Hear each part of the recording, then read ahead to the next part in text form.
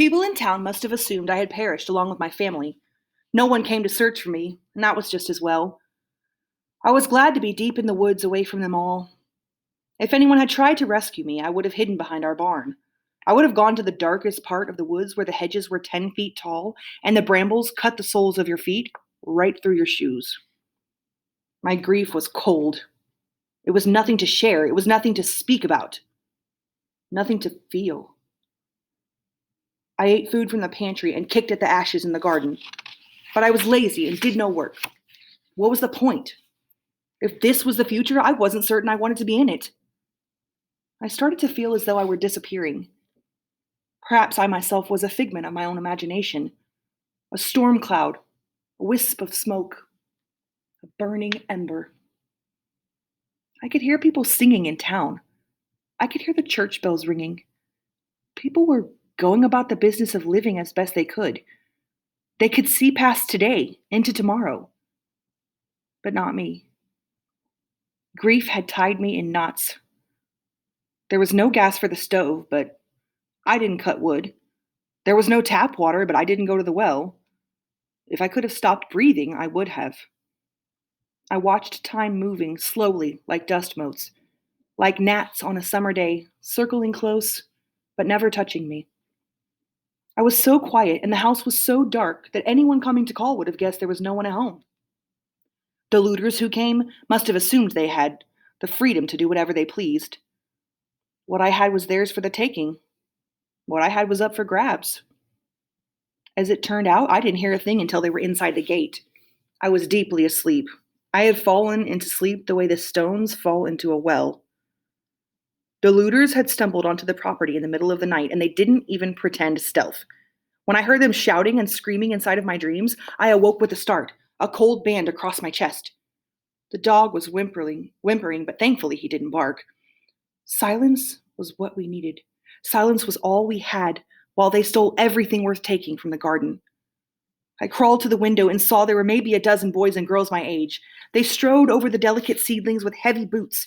They pawed through the piles of ash I had planned to rake in their frantic search for anything to eat. They tossed lettuce and cucumbers and squash blossoms into the wheelbarrow they'd stolen from our barn. Whatever they didn't gorge on was loaded into the wheelbarrow till it nearly overflowed. Blackened peppers, singed peas, burnt cauliflower, all of it ripped from the garden. All of it gone before I could count to 3. I was quiet because I could tell they'd been drinking. There was the edge of something dark out there in the garden as they tugged and pulled at everything I'd worked so hard to grow. Fights broke out, words were slurred. I recognized a girl named Heather Jones I'd been at school with, along with several boys from my classes. I thought perhaps they'd also lost their families. I knew Heather's parents worked in the city. I knew they'd never let her run wild with a greedy horde such as this. No one out in the garden looked like themselves in that black, ashy night. The boys had painted their faces with mud and berry juice. The girls were all barefoot, in spite of the fact that they were still burning embers at the bottom of the piles of ashes. I had canned food in the pantry, maybe enough to share, but these intruders looked desperate. They wanted to take whatever they saw. They wanted to ruin anything that thwarted them. And the most I could do was crouch by the window and watch them. I was Green, who stayed in the shadows, who shivered and hushed the dog when it whimpered as the looters wrecked fences, tore out stakes, danced in the ashes. Green, who did nothing but shake while the troop in the yard destroyed everything in their path. Perhaps they would have come into the house after that and taken whatever they wanted. Perhaps that was why one of the boys started up the path littered with fallen white moths. But a stone hit that boy square in the back, startling him. He stopped and turned to the woods. Something hooted out there. There was a cackle.